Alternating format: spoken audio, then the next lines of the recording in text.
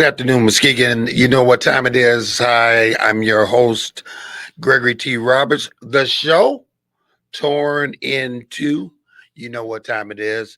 The show for news, information, and more. Today is June 10th, 2022. The temperature outside is 66 degrees. It's a beautiful day. If you're not doing anything tonight, we'll be playing some jazz at Hackley Park. So come out and check us out. Um, we have so much stuff to talk about. Of course, there was the televised meeting of the hearing about the insurrection. We have what happened in Grand Rapids with the Kent County prosecuting officer Christopher Secure with second degree murder. I mean, we have a lot to talk about, um, and we will address those issues, but not today because we have an exciting guest that we need to get on. But I want to talk a little bit about last week. I want to thank Pastor Burns for sitting in for me while I was recovering from surgery. For everybody, well wishers, thank you so much for your prayers. So I'm back in the seat today, but he's off with the death and so of his aunt.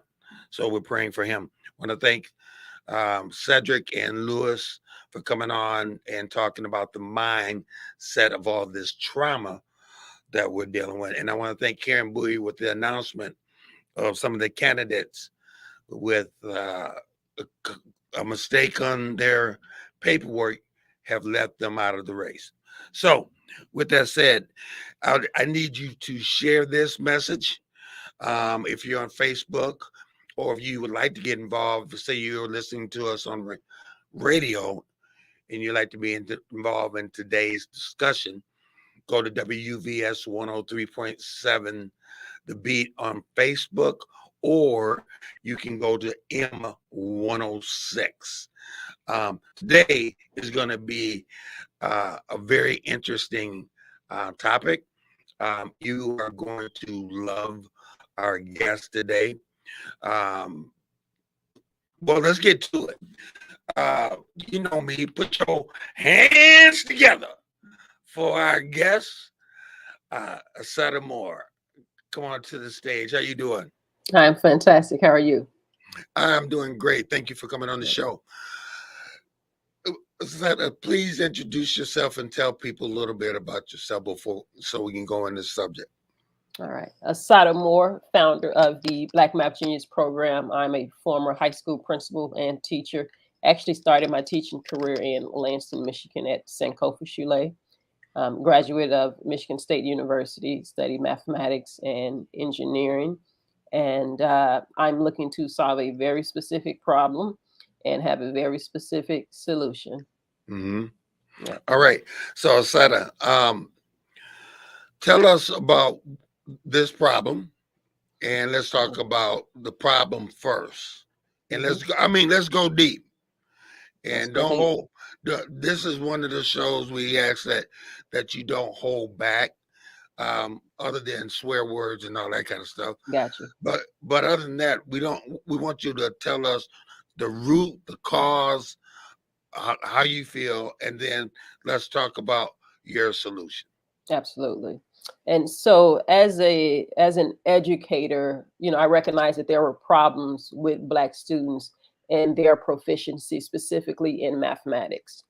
And when I started teaching, a volunteer teacher at 18 years old, I didn't go through, teacher school, if you will. So I didn't have any preconceived notions. I had not gone in thinking that certain students can and cannot learn. When I started teaching them, the things that I was learning in my engineering and mathematics classes in college to middle school students, and they were excelling.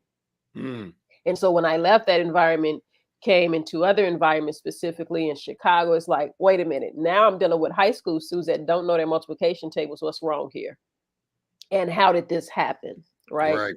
And so when I started looking at the education, it's like, It's not really designed in the best way to make sure that Black students are getting the most of it. And we're often speaking about this achievement gap. And I keep saying it's not an achievement gap. An achievement gap would imply that Black people are stupid and that they can't learn at the same rate that other people can learn. Mm-hmm. Instead, what it is it's in a belief gap. And people do not believe in the intellect of Black children the same way that they believe in the intellect of others, I right? said, hold on. Yeah. Let's pass the plate because she preaching good already. Can you please repeat what you just said? Because it is very important that people hear clearly Absolutely. what you just said. We do not have an achievement gap. An achievement gap will imply that our children are not capable of learning at the same level that white and Asian children are learning. It is Mm-hmm. it is a belief gap. When you do not believe in someone, when you do not believe in children, you do not have the same expectations of them. Mm-hmm. So you allow certain failures that you would not allow in others. You do not respect them in the same way. Mm-hmm. They're more easily to be called out for discipline infractions. When you look at the suspension data, you'll Mm-hmm. see that. But if you look at it on the flip side from the student's eyes, right? If you look at it from the student's eyes, why are they getting suspended? Why are they more often late to class? Why do they miss class more? Mm-hmm. When you feel not at ease, a dis-ease, right? You don't want to be in that environment.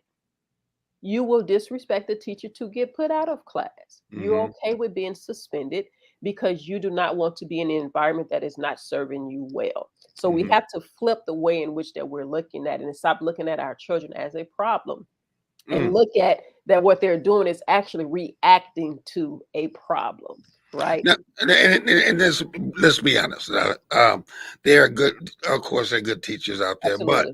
there are a lot of teachers, being one that have coached and been in the schools for 30 some odd years, that already have a pad written out and signed, and all they're looking is to apply your name to kick you out of class. Absolutely. And so let's go deeper into what you're talking about. Hmm. Yeah, I mean, so that's the belief piece of it. The other thing is that our children do not see themselves in learning. In short, what they get from school is this: you were enslaved, we freed you passively, we freed you, and you all haven't done anything good since. We're not represented in a good light. And when we are represented, the history usually starts with slavery. Nowhere in our mathematics and science books is it told to us that Black people gifted the world with mathematics. Pythagoras did not create the Pythagorean theorem. It was being used in ancient Egypt by Black scientists, mathematicians, and engineers 2,030 years before he was born. There's evidence of this still in the King's Chamber and the Great Pyramids in what we now call Egypt. Okay, over 45,000 years ago in southern Africa in the Lubombo region, there was a bone found that has markings on it that suggest that Black women was the very first to do mathematics. Mm. The second mathematical instrument found, the second oldest mathematical instrument found, is in Central Africa in the Ishango region. Again, it shows where the mathematics has advanced. And now they're working with multiples of 12, threes and fours, prime numbers. Again, thought to have been used by a Black woman. Mm-hmm. And this is not told. When you look at the data now, it looks like Black people have some type of deficiency against mathematics. No matter how you slice the data, we're at the bottom. I was in a school district yesterday, day before yesterday, actually in Michigan. And in this school district, I'm looking at the data. And when you compare Black children to special needs students, they score lower than. White students, of course, lower than. Asian, Hispanics, lower than. When you compare them to the poorest white people in the district, lower than. Even if Mm. you pull out your most wealthy of Black students, compare them to the lowest earners of white students, lower than. That Mm-hmm. represents data in most white districts, majority white districts across the country. And so then you Wow. have to get at why. Why? Well, can you touch on the curricula of the public schools Yeah, system? I mean, first of all, just in general, because it's doing a huge disservice to Black children. but it's doing a huge disservice to just American students in general. That's first and foremost. Now, as it relates to Black children, the curriculum, it is not designed for them. And you say you like to go deep on this program. You really have to take a step back and think, will the oppressor ever create a curriculum that would free the minds of those that they oppress? Right? When Wow. has that ever happened? You would Wow. never walk into any place in Jerusalem, in Jewish homeland, as they call it, their Jewish home. You would never go there and find a majority Jewish school district led by majority German administration. 70% of the teachers are German, and they're teaching German history from a German perspective to Jewish children. Jewish people would not allow that. Right. And William Kitchen, exactly. Thank you for that question. Is that the not only the public schools, but in general, our teachings are inadequate. And not only, as you said, the history, now people are trying to get rid of the little history that you teach, are now trying to get rid of that history. Mhm. Yeah. And of course, I was looking at a piece earlier, and there's this. It's actually a famous actor. I can't think of his name right now. Sorry, um, but there's this book called "Without Sanctuary," and it's a pictorial book. And they were explaining in the book the history, and I had never heard this particular story, and I know a lot about history, but how with the bodies of Black people when they would have these picnics and um, shred their bodies and fry them to no end, that they were then taking pictures of pieces of the body, and then they were even selling these pictures as postcards, right? And so it is a very nasty, inhumane history in this country. Hmm. And you got to think about the mindset. If you're teaching children a true history, first of all, true history is empowering. When you learn the contributions that your ancestors have made to this country and to society overall, it's empowering. And it says to you, this is what you're capable of. Why do you feel that people fear? Wait a minute. Let me go to the board. Rhonda Aubrey said, "Awesome and well needed information. Thanks for Yes, sharing." thank you. Why do you think that people are afraid, so afraid of us knowing the truth? Man, we're the host to else's economic foundation. What is the Chinese economy without Black people? What is white wealth without Black people? That Okay. that and the thing is that We are the host. we are the host, but a lot of people don't understand that, or like you said, that information is held back where mathematics originally came from. Right. Right. So, so you okay? I want to go back to the information that you being in that school district in Michigan yesterday. Hmm. Um, what people fail to understand that just like others go to other countries, you talked about Israel. Hmm. You go to other countries, they're taught multiple languages. That Yes. it's expected It is to expected. learn them.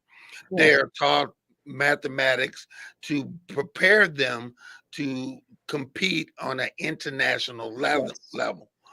But when it comes down to our country, Hmm.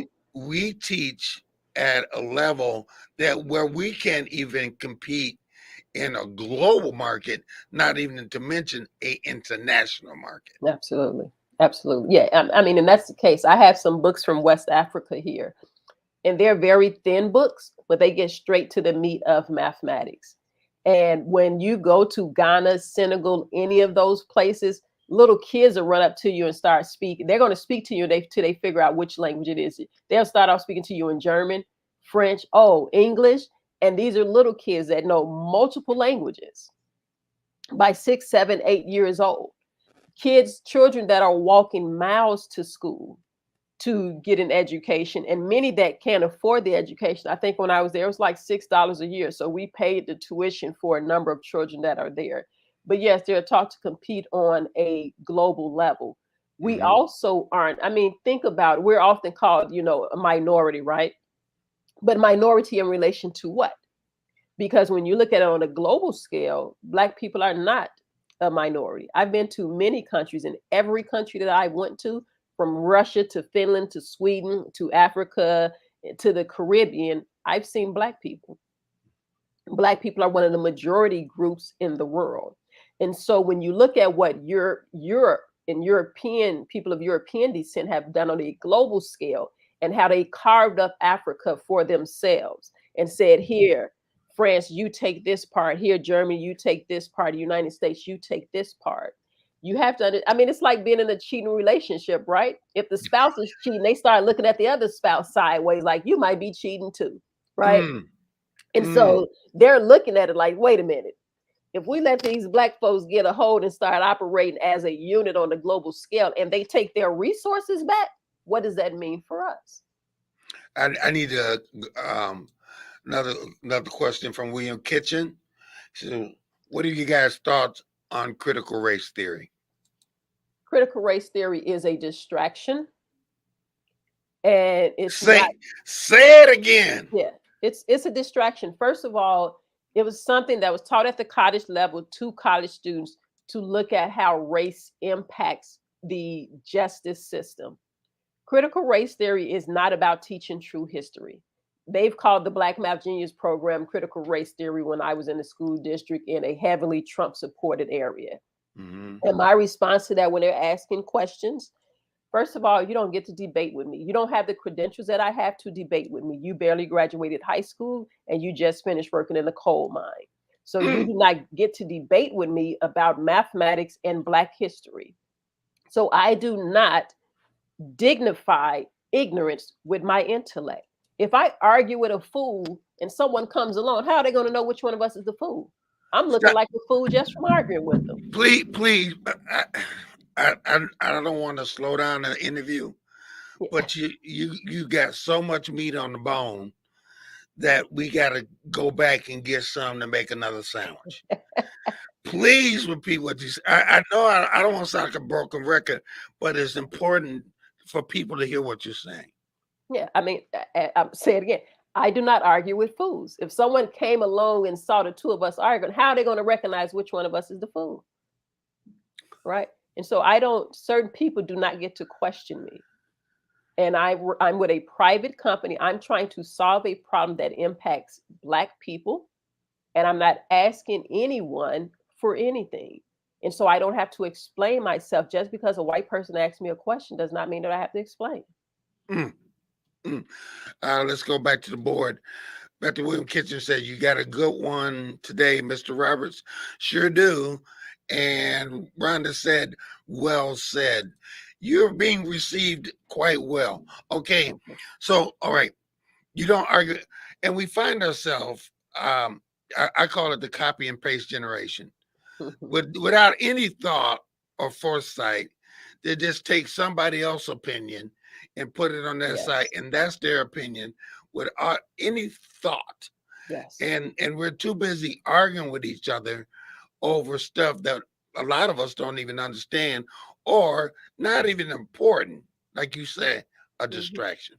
Absolutely, a distraction. Now, and I'll add this to the school district that I was in yesterday was majority white. But here's what I respect and liked about it. First of all, their energy was good, and that's good for the end of the year for educators. Number two, they were very honest in saying that we have a problem with our Black students and we do not know how to solve it. That is why we're reaching out for help. I Mm, can respect that. And that is how you start to solve problems. Whereas in other districts, there's they try to have this distraction about, oh, she's bringing in critical race theory. I don't have time for that. And so there are some districts that are going to get it right, and we're looking to work with those districts. In mm, those cases, when white people are in the room and they're degreed up and they understand education, they've been working with Black children, then of course I can have a conversation with them. But mm, also, those aren't the white people that are bringing up critical race theory. And so those I would say those others, those white people that know what's right, more of them need to be speaking up, Mm. because silence also contribute either in one argument or the other. And if you're not speaking against something, you're silently supporting it.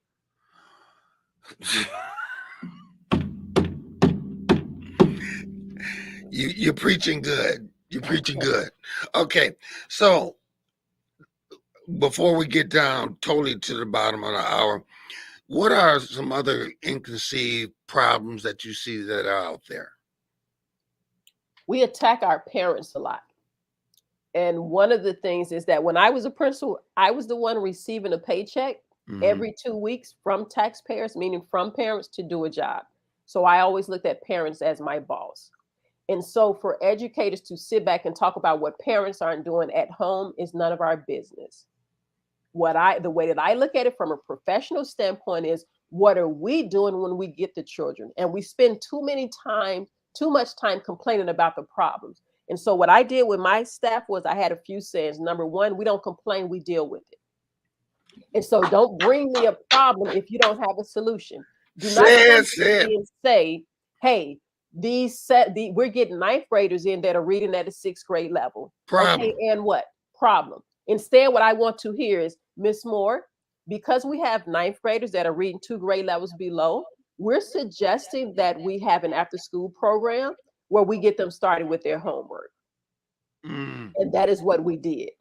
Miss Moore, the problem is that only 25% of our parents are showing up to student teacher conferences. I told my team I want 100%. We got to 97% and I still wasn't happy because I said 100%. So those few parents that didn't come, you go to their home, right? And so we have to be more intentional about solving problems and not blaming parents, especially if we're in the educator's seat, because I never met a parent that did not want their child to be successful. And they're Now, not educators. now, what you just said is extremely important because I know that my years being in schools and stuff and coaching, it was mandatory that the parents be involved. It wasn't that you can be involved. It was not even a question. It was like your child is in the sport, but the sport is more than about a sport. It's a program. It's to learn life lessons. It's to learn how to be a better child. All just numerous things. But the thing was, it was mandatory that Yes. those parents had to be involved. And you speak to it. That's right there. So there are ways to do it. I made it part of one of the grades for their college prep grades that we had. We called it 6 to 16 class, preparing them for college. Basically, what it did was I made it 31%. So if the parent didn't show, they automatically got a 69%. And for my school, below 70 was failing, Hmm. right? And then I gave extra credit if you also brought your father, because oftentimes we didn't get men to show up. And if Mm. mom and dad came, or male and female parent or guardian came, you got extra credit for that. So our conferences was packed. But then I served food. I set up a room for babysitting in case they needed to bring the younger children. I didn't want that to stop them. Right. We served ice cream. There was a section where they had coffee and tea with the admin where they can ask questions. We Hmm. had video games going. We had one room that said, hey, parents, grades not looking too hot. You want to strangle your kid? Instead, do yoga. And so we Mm. had a yoga room set up, but we turned it into a social event that was welcoming to parents, right? And then Right. we had lines for conferences at that point. Right. Just I gotta go to the board again. Rhonda, all right, she says, um, she she had any opportunity or an option for assessing some of the educational system? Yeah, I'm in different school districts, not a grand assessment. I mean, my report would be very short. It's crap. It's Tear it it's, it's apart. that's it. Tear it It's apart. crap. It's crap. Exactly. Yeah, and that's nationwide. It's nationwide. Um, I want to go back to that the parent involvement Hmm. because the thing is that so often that just shipping them to school and not doing anything at home should be unacceptable. I agree. When but why is it that we or some parents accept that? Or here's another thing for you: in a school district that I was working in, there were parents that were like making every other excuse for failure of their child, or don't. It's kind of that mentality. Don't you touch my kid? That mentality, but yet not doing anything to solve the problem of the child um, struggling. Yeah. And so I typically stay in the part of the problem where I can't solve. And that's with education, dealing with that piece. Outside of that, and I'll speak on that because you asked, is that there are a lot of other societal norms that have broken down. Hmm. And that's having an impact as well. This whole mindset now of, men and women bickering on social media, right? Yes, And, we don't need men in this. No, we do need men. And men need women, and yes. children need to see healthy relationships, and parents need to parent. And I just did a post earlier, something like, we expect to feed our children sugar all day, have them on tablets all afternoon, and then give them melatonin and drug them up to go to bed at night. Wow. Are we thinking about what they're going to become as adults? Obese, depressed, socially inept adults is what we're creating, right? Right. And so parenting has entered a really selfish phase. Remember, there was a period of time where people putting on social media a whole little joke sequence on F them kids, right? I'm Hmm. taking trips leading to the. And no, I don't think people understand the correlation between you raising a child and what that child becomes as an adult. And you either going to invest and pay now, or you're definitely going to invest and pay later. And you can invest and pay now, or you can be sending the money on their books in jail. You can be having them live in your home still. You can be paying emotionally because you're dealing with their depression and the stress that they have as an adult. But parenting, we're definitely dropping the ball on that. Okay. All right. Now we're done at the bottom of the hour. You are listening or watching Torn in Two. We have Miss Moore here who is preaching, and we're about to pass the plate. Okay, so we're about at the bottom of the hour. What are our solutions? Well, This, let's go back to that parent that parent that feels inadequate of parenting. yeah. And so our solution through the Sankofa Club, we have blackmapgenius.com. And I created that program because it's predicted that by the year 2040, the combined net worth of Black Americans will be at zero. That means it is decreasing. Right now, it's only about $11,000 and decreasing. And so, with that, we're preparing students to go into the fields that matter and that pay. Because right now, Black people are choosing, when they do decide to go to college, they're choosing majors that are going to keep them impoverished for another generation. And Mm, so, we're looking to get them into the top earning majors and majors that contribute to the world and not just have us as consumers. And so, the mm. Black Math Genius program has a heavy focus on mathematics and programming, computer science, and we're preparing our children for careers of the future. Okay, so let's talk about this mathematics program, how it was designed, and how it works. Yes, and so we have three components. One is the boot camp, and it's a one-time purchase where you have a series of about 50 to 60 videos on mathematics instruction, and it really goes into the history of mathematics. And it Mm, really builds on their confidence. That's a lot of what our Black children are missing in school, their confidence in knowing that they can do mathematics. Then we have a tutoring program, our BMG Plus, Black Math Genius Plus tutoring program. This is fantastic for school districts, any school districts out there where you have students that are struggling with mathematics. We offer live tutoring services so they can mm-hmm, come home and get help with their homework every day. And then mm-hmm. we offer professional development services where we can come into schools and train teachers, administrators, principals on working with Black children, but just children. This works for children in general. And it's important for other children to learn about the contributions that Black people have made because that's also how you develop respect. Mm-hmm. Yeah. Okay, let's go back to the board. I mean, the questions are coming in fast and furious. Back to Rhonda. We no longer have an effective Black parenting Mhm. in our community, which is true. She Yes, says, absolutely. as which was an awesome benefit, and not only that, the we also had community where maybe I said I bring up this, if it was 1 o'clock and I was walking home on a school day, and if I passed Mrs. Jenkins' house, and Miss Jenkins said, Greg, why you out of school? Well, I got kicked out. Well, I got my belt kicked from Miss Jenkins, Mrs. Nelson, Mrs. Chambers, and Mr. Such and Such, and they all called my parent and said, Greg is at home.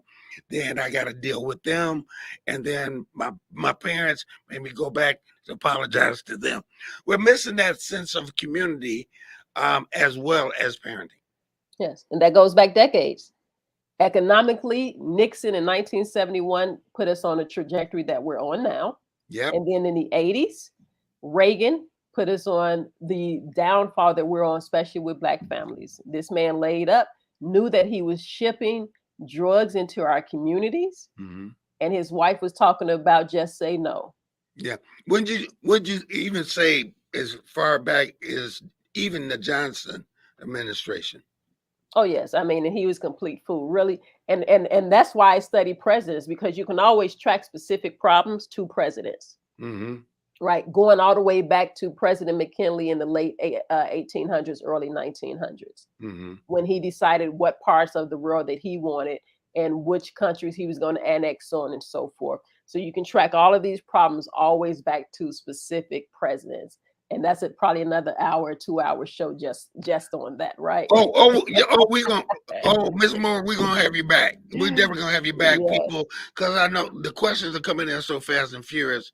But okay, so let's get back to the math program. yes. I'm a parent, and maybe I got through algebra, but I I don't really know anything further. What should I do in teaching my child? Yes. One, we have another free session that's coming up on the 16th. So that's next week. And you can go to blackmapgenius.com for anything that I'm speaking about, blackmapgenius.com.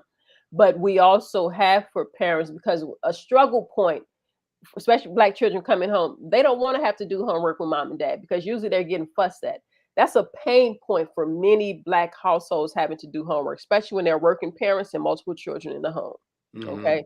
And so that's a lot of times why children aren't doing homework. With the Black Math Genius Plus tutoring services, they have help where all they have to do is log in, get on Zoom, and they can ask their questions directly with a tutor. And our focus is on how we engage with children and making them feel welcome. Excellent job on that, Gregory. But right here, you didn't do so well. Tell me your thinking behind that. Mm-hmm. Notice that's very different from saying, that's wrong, Right. right? Right. No child wants to hear they're wrong all the time. So our tutors are trained on how to engage respectfully and in a fun and loving way with our children. And as I Mm-hmm. just told them today, you're treating them as if they're your own babies, your own nieces and nephews and little cousins, right? That's that's So good. that's the tutoring service piece that we have. And then, like I said, the professional development. So parents can do that directly at blackmapgenius.com. But let's go back to what Rhonda said earlier about this community piece. If you Mm-hmm. want to do it from a community standpoint, you go in and you take this to your children's school.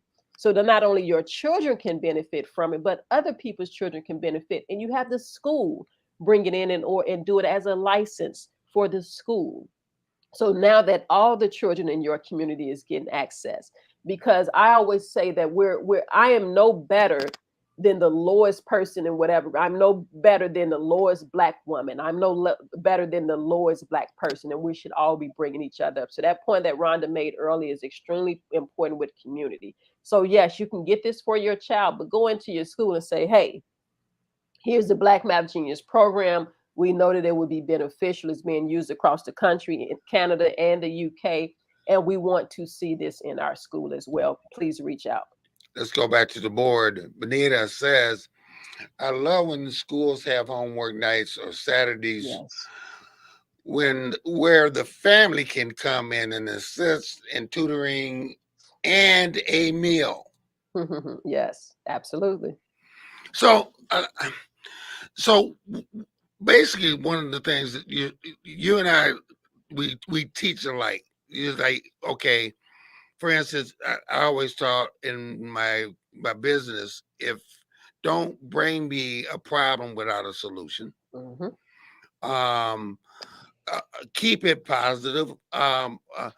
Also, you represent this business, Hmm. and if I catch you on Facebook doing something that's negative to the business, reason why I bring that up is that the negative things that we say back to you, what you said about a fool, is impacting our kids because we're too Hmm. busy negative saying things on Facebook and other places that are affecting our kids, and we don't think that that is happening.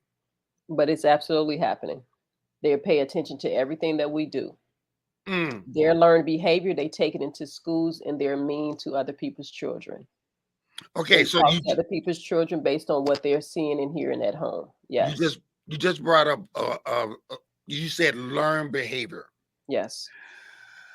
How do I, as a parent, become better and teach my child in that learning behavior, to learn behavior? Why is it important to learn? Um, Instead of that, like you said, it's the hardest part of the day when they come home, and it's frustrating when they come home. How do we change that environment? The best way to teach is through modeling. You want your children to be trustworthy. You have to show them trust. You have to trust them, right? Mm-hmm. They have to be comfortable even when they make a mistake, to be able to come home and say, "Mom, I'm failing in mathematics because I don't understand," as Mm. opposed to saying, "Mom," or being scared and lying and saying, "I didn't get my grades," because they're afraid that they're going to get a spanking or they're going to get yelled at or they're going to be on punishment. Mm-hmm. Oftentimes, it's in the Black community that we view failure as something that needs to be punished. When part of business, you mentioned a business, this program that you have here, there were some things that you had to learn along the way. Imagine if you were punished every time you didn't get it right, right? Right.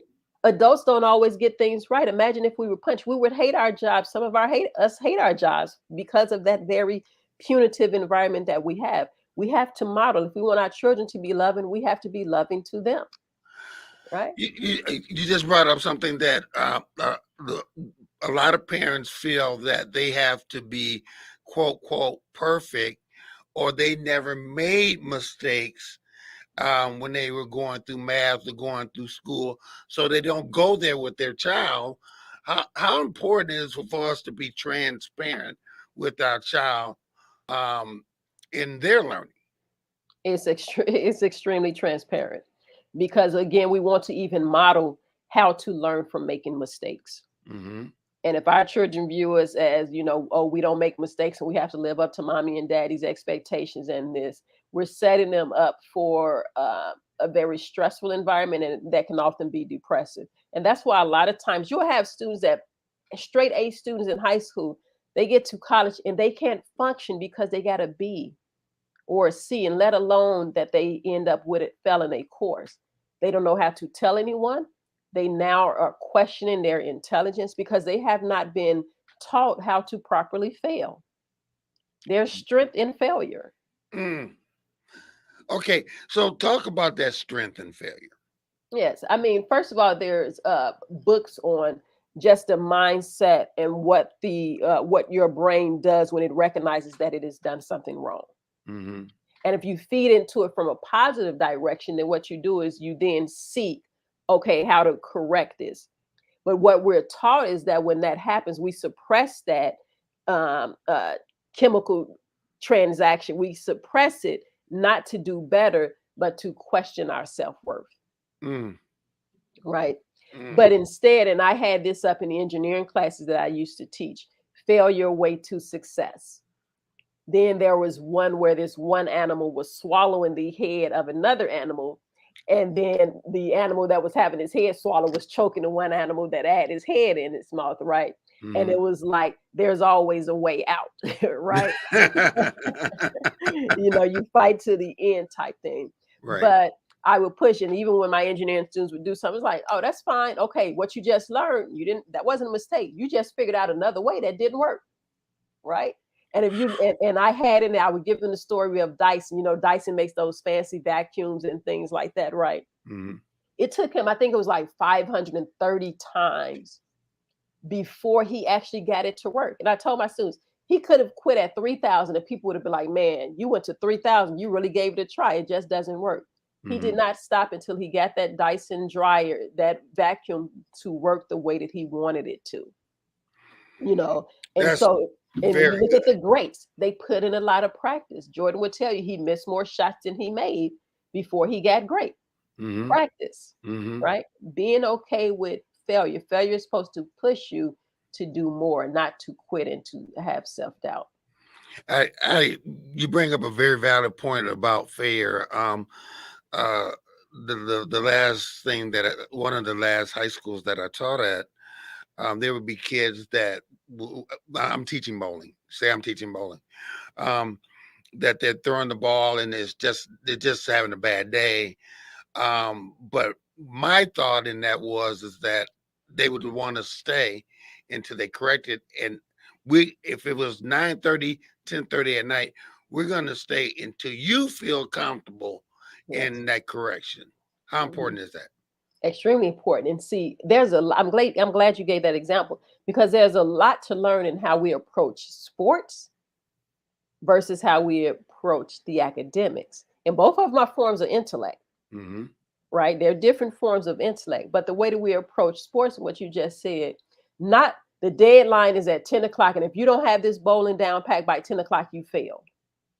You said, if you want to stay here all night until you get it right, you can do that. Hmm. Right. That's a different approach. And you probably work with them on their form. Okay, you know what? Hold it like this and do that. Hmm. Right. Imagine if we're doing that with, all right, no, not quite. You got it like this. Let's instead do it like this. And you can work on it as long as you need. That's right. It's a different approach. And the mathematics of the sport.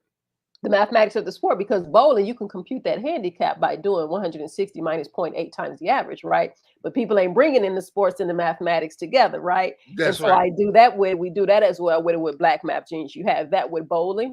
You have golfing where you're dealing with positive and negative numbers, integers, right? You have basketball with fractions, decimals, and percents. Bring that into the mathematics of it. You have fractions with music, right? A quarter note, an eighth note, so on and so forth, Hmm. because children are interested in different things. You never know for that one student that's really into music and you relate fractions and music together, and that's going to click for them. Okay, 15 minutes. And I'm telling this program, I need you guys to go share this right now to at least catch the last 15 minutes of this interview. Okay, so you have several components of the Black Math Genius, right? Yes. Um, what is the goal? What is the goal for you, to me as a parent? What is the goal to you, um, to the child, and what is the ultimate goal overall? The ultimate goal overall is to get more Black people into STEM fields. Right Hmm. now, we are grossly underrepresented in every mathematics related field: engineering, computer science, physics, environmental science, you name it, we're at the bottom. We are grossly underrepresented. Hmm. Okay. That is the ultimate goal. That will have a huge impact on the wealth gap because if we're earning more, we can now afford homes. Homes is the biggest wealth driver in this country. And typically, what people do with the equity in their homes is to send their children to college and start businesses. We're not in a position to do that. And that is why the wealth is diminishing in Black communities. Our goal for the children specifically is to make sure that we build up their confidence first, get their interest in mathematics, and then take them far in both mathematics and computer science. That's And for good. the parents, we are a support to help them and to take the weight to the parents and the schools, because it's a lot on teachers as well. Teachers are having to do more and more every year. And it will help that if a teacher know that they gave homework, that the child is going to have support at home to get that homework done. Okay.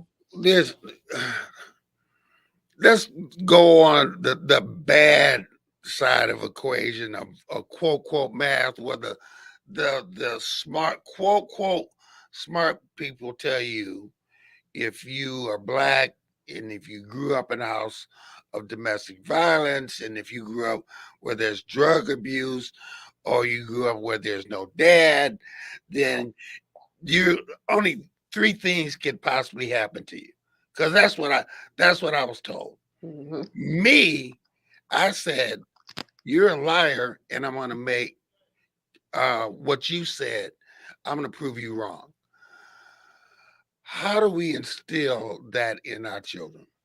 And that goes back to what I originally said with the belief gap, right? Yeah. Because even with all of that, if you still believe in it, you have you, Gregory T. Roberts, you have me, Asada Moore. That was my environment. I grew up on the south side of Chicago in the projects. I saw my grandfather killed going out to get ice cream when I was like 5, 6 years old. I had four brothers. I'm now down to one. Three of them lost to gun violence.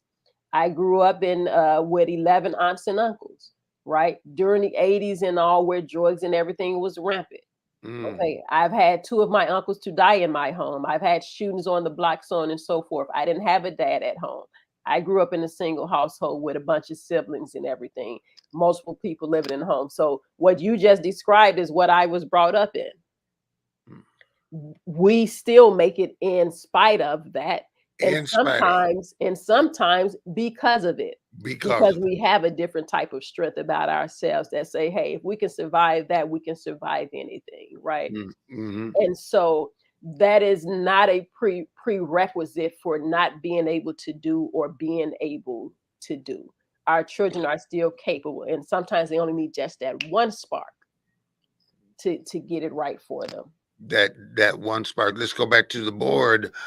Ron said, I totally agree. Maybe this could be a further conversation among the alumni. How, Which alumni? like, what she's saying is that our our alumni is between Muskegon Public School Okay, got it. alumni, Muskegon Heights. Um, uh, we as alumni have organizations where we could take this what you are proposing and say to the teachers or take it to the school boards and say this could be a positive great thing that we need. Absolutely. And I'll come down just like I went over to the other school district in Michigan. Yep, we come down, present to the school board or whoever it is, and let's make it happen. i But we're looking to solve problems. i I had a boss one time that would say he wouldn't say it was a problem. What he always told the staff to say, we have an opportunity. I love that. We have I'm an using that for now. opportunity Yes. to set things straight. Hmm. Okay, so what we have in Muskegon, and we have all the things that you are facing, that you faced and that I faced. Um, but the gap that you're talking about is huge here. Um, how can we get you to come to Muskegon? I just send an invite. You have the email. You have my contact information. Let's make sure that you all have very specific who you want to meet, where we want to meet. I mean, and that was what happened. How I ended up in the other school district the other day. Hmm. They attended one, reached out to me on email, and you all have already been emailing me and set it up. And I met with a team of administrators, principals, and the superintendent, and went over, what the program is and how we can jump in and implement this program to get students up to par. How important is for school boards and municipalities to admit that they have a problem or a opportunity that they're underscoring their kids are not being successful, owning Ex- up to it. oh, extremely important. What they say, if you can't admit you have a problem, you can't begin to solve it, right? Thank you. Yes. So if we can't say that, yeah, I mean, and whether they say it or not, the data is saying it. The results are saying it. What is the what does the income and wealth look like for the adults? What does the data look like for the students? Mm-hmm. Right? Not every, but almost every adult that would be in that particular area district probably came also through that school system. Mm. Right? Right. Okay. So we have 8 minutes to solve all the world's problems, right? Absolutely. Okay. So let's make sure everybody have every email, the website, addresses, how to contact you. Yes, blackmapgenius.com, and all the contact information is going to be there. But to schedule to have me come out, support at urbanintellectuals.com, support at urbanintellectuals.com. But you can save yourself some time just going to blackmapgenius.com. And when you do, contact or whatever, that information gets directly to me. And then you just say, hey, we would like for Asada to come out to the school district. Here's the plan or what have you, and they'll put you in direct communication with me. Mm. I want to take the last couple minutes. Well, let me talk. What about that single parent that have the multiple kids and, like you said, instead of strangling and doing yoga, to get their kid through the math or anything? Yeah. First of all, stop having children. And no, I'm just playing. But Well, like I said, don't let a focus on the ones you got now. Focus on the don't ones you got. don't let a $5 sundress get you tied up. All right. Okay. Please don't. Hey, don't let these new hoochie shorts that the men are wearing get you caught up either. Okay. Please. Please. But that's real, because you got to think about how much resources it takes to have a child. And when you have that new child, you're taking away something else from those other children. That's a real whole nother conversation. Hmm. Time and everything. So you definitely have to be mindful of that. And so that's a whole nother conversation. But yes, for that single mom or dad that have multiple children, this is why it's a huge support, because you don't want to frustrate your child and have them build up an anxiety towards mathematics, because that's a lot of times what parents do. You scare them so much that they have an anxiety built up towards mathematics because they're afraid to deal with you. Okay. Now I want to ask you to put on another hat here real quick.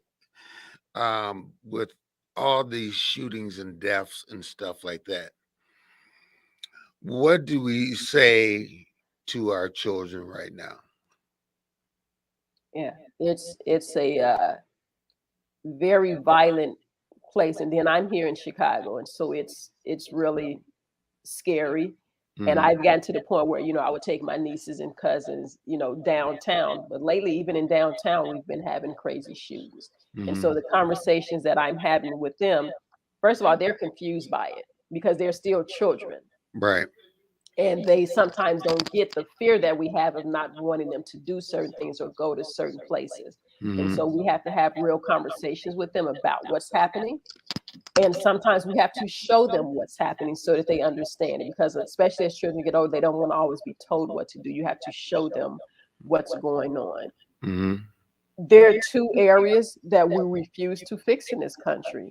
One is dealing with these guns, and two is the mental health issues that happen. Hmm. And we can get into a whole nother conversation with this, but if we look at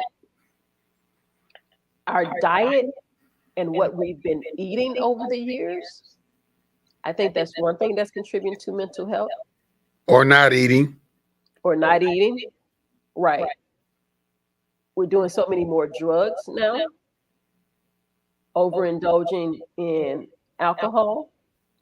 And so there are a number of societal things that are happening, but we have to do something. There's no way that you need a gun that can fire off 50, 100 rounds in seconds. That's not hunting animals. That is not what their forefathers meant by a right to bear arms. Hmm. And if we What? don't take a serious look at it, I don't know what happens with us. Well, not only that, how do we, explain to our children when we have people running for office and say that this gun problem is because of black people? I kid you not, that came out of somebody's mouth. Wow.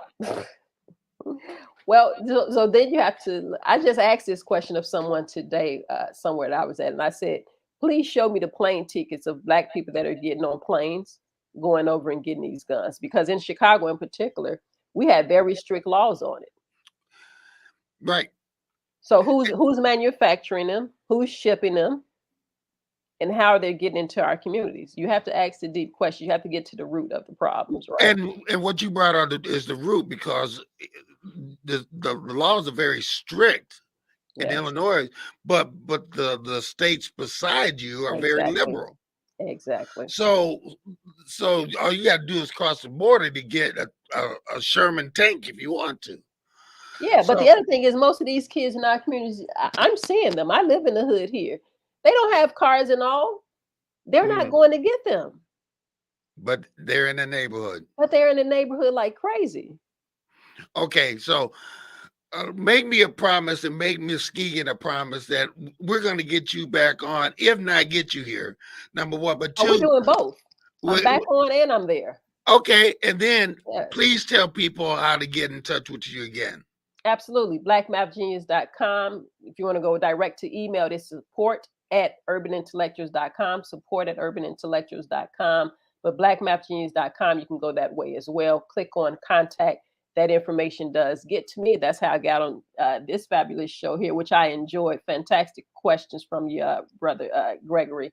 And I want to come to Muskegon. Okay, I'm ready now. Rhonda and the folks in, conversing back and forth in the chat there.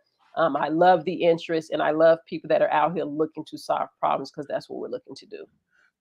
Going back to the board for the last second, Benita said, great Thank conversation. you, Benita. Yes. Uh, Applause. You're loved. You're And I loved. love them back. Yes. We have Okay, some important work to do, and we can only do it as a team. there you go. There you Yeah. go. So we're gonna have her back. Senator Moore, I thank you so much. And Thank you. we as a radio station and the West Michigan Health Network, we're gonna get you here by train or whatever. We're gonna get you here. Yes. You have a great weekend. Thank you. You too. Bye, everyone. Bye. Great show. Wow. I mean, full, just packed of information. We are definitely going to have her back. That was more than just one show. Okay. Anyway, listen, it's 3 o'clock. I got to go. Listen, do something positive with, I'm going to make it specific. Do something with your kids. Sit down with your kids. They are stressed out right now for more reasons than one. So go spend time with them. You guys take care. Go sow a seed in somebody's life. Take care